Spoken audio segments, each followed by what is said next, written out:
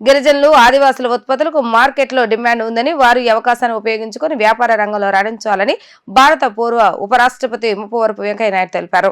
ప్రకృతిని ప్రేమించే గిరిజన సంస్కృతి ఎంతో గొప్పదన్నారు. డిజిటల్ మార్కెటింగ్, ఈ కామర్స్ పై గిరిజనులు అవగాహన పెంచుకోవాలని సూచించారు.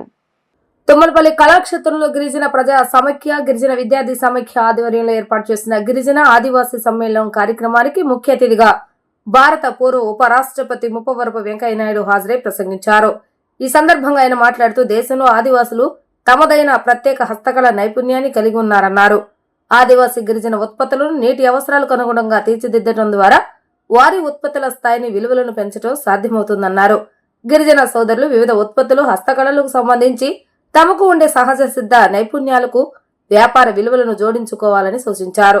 సేంద్రియ ఆహారానికి, ఇతర ఉత్పత్తులకు విపరీతమైన డిమాండ్ ఉన్న ప్రస్తుత నేపథ్యంలో గిరిజన సోదరులు ఉద్యోగాల కంటే వ్యాపారాల మీద దృష్టి కేంద్రీకరించడం ద్వారా మరెంతో మందికి ఉపాధి అందించే అవకాశం ఉందన్నారు. ముఖ్యంగా ఆదివాసీ గిరిజన యువకుల సాంకేతికతను అందిపుచ్చుకొని ఈ ఉత్పత్తులను ప్రపంచంతో అనుసంధానించడం ద్వారా మంచి అభివృద్ధి సాధించవచ్చని అన్నారు.